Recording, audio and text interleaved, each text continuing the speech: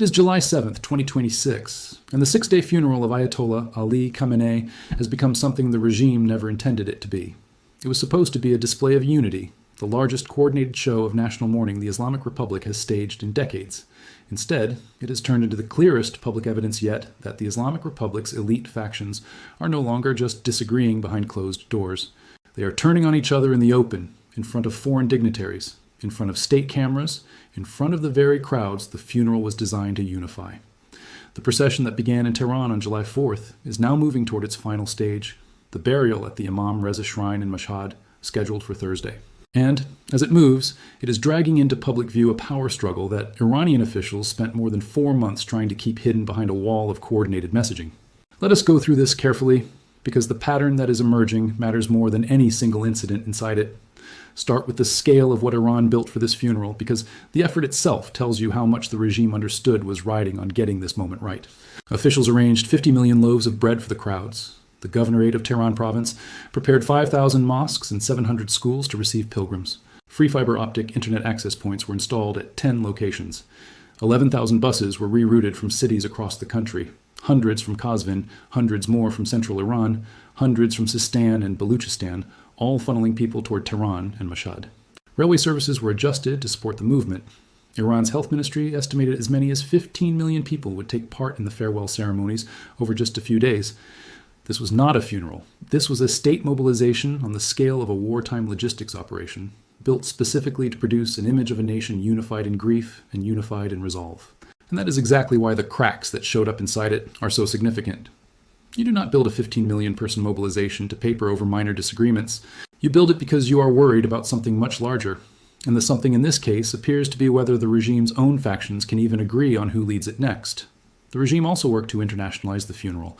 And that effort matters because it shows what the state wanted the world watching instead of the fractures underneath. Representatives from more than 100 countries were expected to attend. Pakistan's Prime Minister, Shehbaz Sharif, traveled for the ceremony, a country that has played the central mediating role in securing both the April ceasefire and the June memorandum between Washington and Tehran. Tajikistan's president attended. Armenia's prime minister attended. Georgia's president confirmed his presence. Turkey sent its vice president. India sent a deputy foreign minister and a state governor. On paper, this was a funeral that projected the Islamic Republic as a state still commanding regional and international respect, still capable of drawing world leaders to its capital in the middle of an active war. But even that carefully built image cracked slightly at the edges. A BBC reporter on the ground in Tehran noted her surprise that the crowd, despite being told millions would attend, was not as large as she had expected. The route of the funeral procession itself had to be modified because the crowds, while enormous, still forced organizers to compress the plan. Misted water had to be sprayed over mourners, standing for hours in scorching summer heat. None of these are catastrophic details on their own, but they are the kind of small operational strain that shows up when a state is trying very hard to manufacture an image of total unity, and the effort to manufacture it is itself the evidence that unity cannot be assumed. Now to the man who is supposed to be at the center of everything and is nowhere to be found. Mojtaba Khamenei, the son who was elevated to supreme leader after his father was killed in the opening strike of the war on February 28th, has not appeared at a single public event of his own father's funeral. Not the prayer ceremony in Tehran, not the procession through the capital, not the moment his father's coffin was carried past millions of mourners chanting for revenge. 3 of Ali Khamenei's other sons, Mustafa, Masoud, and Maysam, stood beside the coffin. Mojtaba did not. Iranian officials and a Middle Eastern diplomat told NBC News over the weekend that he is not expected to attend any part of the funeral. The explanation given publicly is security. The explanation Iranians are actually discussing is his condition. He was severely injured in the strike that killed his father, with burns to his face and body and leg wounds that have reportedly required several operations. A senior Iranian official called the injuries not very serious. No one outside a small circle has heard his voice in over 4 months. That is the first mystery running underneath this entire funeral, and it will not be resolved by anything said from a podium in Tehran or Mashhad this week. It is worth remembering what Mojtaba himself said in what was reportedly his first statement as supreme leader, because it defines the gap between the man on paper and the man who cannot appear in public. He vowed to continue attacking American bases across the region, promised to keep the Strait of Hormuz closed, and called on Iran's regional proxies to join the war effort directly. That is the language of a leader positioning himself as the hardline center of gravity for the entire resistance axis. And yet, the man who said it has not stood in front of a camera since. A regime that spent decades cultivating the image of Ali Khamenei as an ever-present, ever-speaking voice of authority now cannot produce his son's voice at all, at the exact moment the country is burying the only man whose authority never needed defending. The second mystery is, who is actually running the country while that first mystery remains unanswered? And this is where the factional turn becomes impossible to ignore. Reporting from Iran International earlier this year described a military council of senior IRGC officers that has effectively taken control of access to Mojtaba, blocking presidential appointments and isolating him from Iran's own elected government. President Masoud Pezeshkian has reportedly been unable to secure a direct meeting with his own supreme leader for weeks at a time. One senior IRGC commander was quoted insisting that under wartime conditions, every sensitive and critical government position must be chosen and managed directly by the Revolutionary Guard until further notice. That is not a description of a unified state speaking with one voice. That is a description of a security apparatus that has quietly absorbed the functions of the civilian government while keeping the constitutional framework intact as a shell for the outside world to look at. To understand why this matters so much inside Iran's own system, you have to understand what the position Mojtaba inherited was actually built to require. The doctrine of velayat-e-faqih, the guardianship of the Islamic jurist, is the foundation of the entire post-revolutionary state, and it demands that a supreme leader hold deep, demonstrated religious scholarship, the kind proven through published works of jurisprudence and confirmed by the highest-ranking clerics in the country. Mojtaba is, by nearly every account, a mid-level cleric. He has published no scholarly work establishing that authority. No senior religious authority has confirmed that he possesses the independent juristic standing the position technically requires. His path to the top ran entirely through his father's political networks and his own decades of quiet coordination with the IRGC, not through the religious credentials the system was designed to demand. That is not a footnote. That is the exact structural weakness every faction now fighting over his legitimacy is exploiting. Now, watch what happened at the highest clerical level, because this is where the infighting stopped being something you had to infer and became something impossible to hide. The assembly of experts, the body of 88 clerics that in theory appoints and oversees the supreme leader, is normally one of the most disciplined and silent institutions in the entire regime. Last week, 73 of its members broke that discipline. They issued a public statement criticizing Iran's Supreme National Security Council over its handling of the ongoing negotiations with Washington, arguing that the officials running those talks had moved beyond the red lines Mojtaba himself was supposed to have set. When the clerical body, responsible for legitimizing the supreme leader, starts publicly implying that the negotiating team has gone rogue, that is not routine political friction.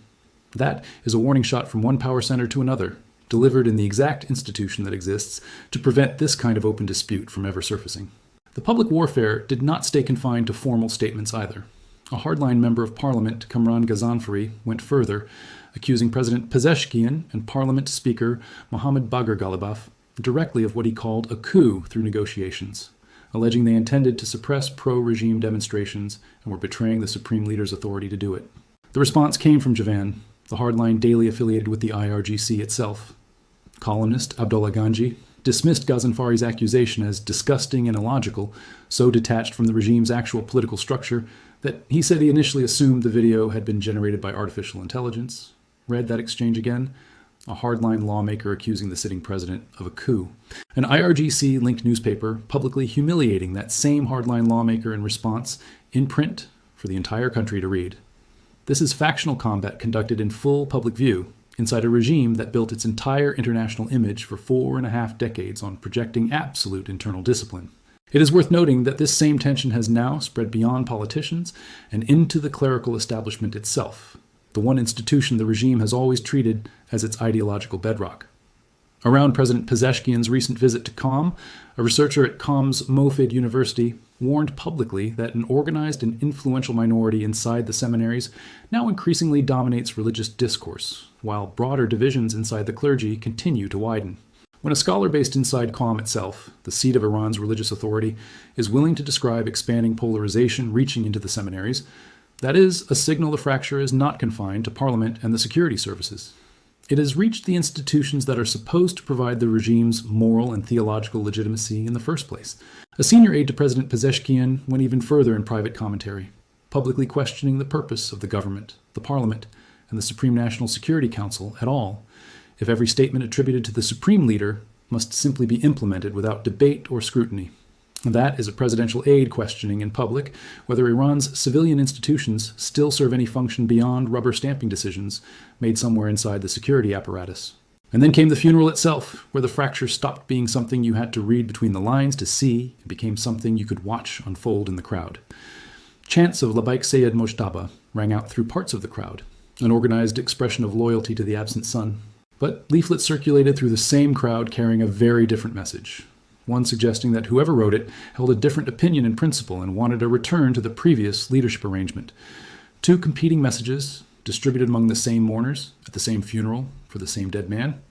That is not accidental. That is one faction trying to manufacture legitimacy for Mojtaba in real time, while another faction uses the largest gathering in the regime's calendar to signal that his succession is still contested at the highest levels. Alongside that quieter signal, the funeral produced its own theater of controlled rage. And that theater matters because of who chose to participate in it and who did not. Mourners took part in a symbolic stoning the devil ceremony, throwing pebbles at an image of President Trump. A poster reading "Kill Trump" was displayed among the crowd. An effigy of Trump was hanged along the procession route. Attendees circulated a list identifying the American advisors they held responsible for Khamenei's death. Iran's hardline and controversial former president Mahmoud Ahmadinejad attended, a rare public appearance after years of estrangement from the man he was now burying, a detail Iranian commentators have noted as its own small signal about which factions are positioning themselves for relevance in the post-Khamenei order. Fightamiyyun fighters, the Afghan Shia militia network Iran has long used as an extension of IRGC influence beyond its own borders, were separately reported pledging allegiance during the procession through Qom, another faction making sure its loyalty was visibly registered at the one moment guaranteed to draw the entire regime's attention. Meanwhile, Ghalibaf, Iran's top negotiator and parliament speaker, the same man Ghazanfari had just accused of coup plotting, told reporters that implementing the ceasefire agreement his country signed with the United States is difficult but achievable. Two messages again, one performed for the cameras, one delivered quietly to the press, both happening in the same 48-hour window. Trump's own commentary during the funeral period added another layer to the picture, delivered with the same confidence that has defined his public statements throughout this war. Speaking from the Oval Office as the mourning continued in Tehran, he said Iran's military had been destroyed, that the United States had eviscerated them militarily even without receiving the coverage he believed that result deserved. That statement landed at the exact moment Iran's own internal reporting suggested a country not projecting strength from a unified command structure, but one working through a disputed chain of authority just to determine who speaks for it next. The contrast between the American framing of total military dominance and the Iranian reality of an unresolved succession crisis is its own kind of evidence about which side currently has the clearer picture of the other's internal state. But here is what makes this more than an internal Iranian curiosity confined to Tehran. Hijazi, a senior figure whose warnings to the Assembly of Experts were reported earlier this year, told members directly that Mojtaba lacked the religious qualifications required to become supreme leader at all, and that hereditary succession would violate principles his own father had laid out during his lifetime. Associates close to Mojtaba are now reportedly trying to push Hijazi out for saying it in the first place. That is a fight over the legitimacy of the entire succession, waged by people who were supposed to be on the same side of it, playing out while the man at the center of the dispute cannot even confirm to the public that he is alive and capable of leading. And it is happening while Israel's Defense Minister Israel Katz has already stated publicly that Mojtaba himself is marked for death, forcing the IRGC to warn on the record against any miscalculation targeting the funeral, language it described as a decisive and more crushing response than ever before.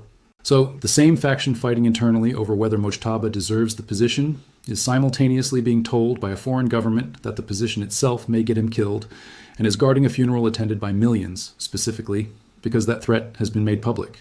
Here's the analytical thread that connects every piece of this. Ali Khamenei spent over 3 decades as the single point of authority that made Iran's factional system function without tearing itself apart in public. Every clan inside the regime, the clerical establishment, the IRGC networks, the security bureaucracy, the political and economic factions, all of them deferred to him because none of them could out-argue the position itself. That arrestor is gone. Mojtaba was elevated into the position, but not into the authority that came with it. Analysts close to the process describe him as a legitimizing figure, rather than an executive one, someone whose signature matters more than his judgment, someone who important deals probably pass through without him ever meaningfully shaping them. And a system built for one undisputed voice at the top does not know how to function with a legitimizing figure who cannot even appear at his own father's burial. The factions are not turning on each other despite the funeral. They are turning on each other because the funeral is the first moment since February, where all of them are in the same physical space, forced to perform unity for the cameras, while every one of them maneuvers for position underneath it. This is also precisely the moment Washington and the mediators in Islamabad have to watch most carefully, because the negotiating track and the memorandum of understanding signed weeks ago depend entirely on someone in Tehran being able to actually deliver what gets agreed to. If the Assembly of Experts believes the Supreme National Security Council's negotiating team has exceeded its authority, and if the IRGC Military Council is the body actually controlling access to the man whose name goes on any final agreement, then the diplomatic track has a structural problem no amount of shuttle diplomacy can fix. You cannot close a deal with a government that cannot agree internally on who is authorized to close it. Pakistan has played a central mediating role throughout this conflict, helping secure the April ceasefire and the June memorandum, and the country's leadership is now watching the same question every Western capital is watching. Not whether Tehran wants a deal, but whether Tehran currently has anyone with the standing to actually sign one and make it stick against the factions that disagree with it. There is also a physical measure of how fragile the current arrangement remains. Maritime tracking data showed that over one recent 3-day period, roughly a third of the vessels crossing the Strait of Hormuz chose to hug the coast of Oman, rather than the more direct route, a quiet signal that shipping companies still do not fully trust the truce holding the strait open, regardless of what any memorandum says on paper. What happens after Thursday's burial in Mashhad is the question this entire week has been building toward. One outcome is that the funeral serves its intended purpose after all, that the shared ritual of mourning and revenge rhetoric papers back over the public cracks, and the IRGC Military Council simply continues running the state quietly while Mojtaba remains a symbolic signature at the top, unseen but unchallenged in name. The other outcome is that the burial becomes the final trigger rather than the resolution, that the Assembly of Experts statement, the Ghaznfari-Javan clash, the Qom seminary warnings, and the competing funeral chants were not isolated incidents, but the opening moves of a struggle that intensifies once the cameras leave Mashhad, and the country has to decide, without Ali Khamenei and without a functioning Mojtaba, who actually holds the authority that used to belong to one man alone. The Assembly of Experts broke its silence. The IRGC blocked the president's own appointments. A hardline lawmaker accused the president of a coup, and the IRGC's own newspaper called him disgusting for it. A researcher in Qom warned that even the seminaries are splitting. A presidential aide publicly questioned whether the government still serves any purpose at all. Mourners chanted for a son who was not there, while leaflets in the same crowd said his succession should be reversed. Ahmadinejad reappeared for the first time in years to stand over the coffin, and Fatimiyun fighters pledged their loyalty in Qom to make sure it was seen. Israel has marked Mojtaba for death, and his own faction cannot agree whether he was ever qualified to lead in the first place. Tankers are still hugging the Omani coast, rather than trusting the truce in the strait. The coffin moves toward Mashhad on Thursday. What returns from that burial, a regime that has quietly resolved its succession, or one that has simply run out of ways to hide that it never did, is the question the next 72 hours will answer.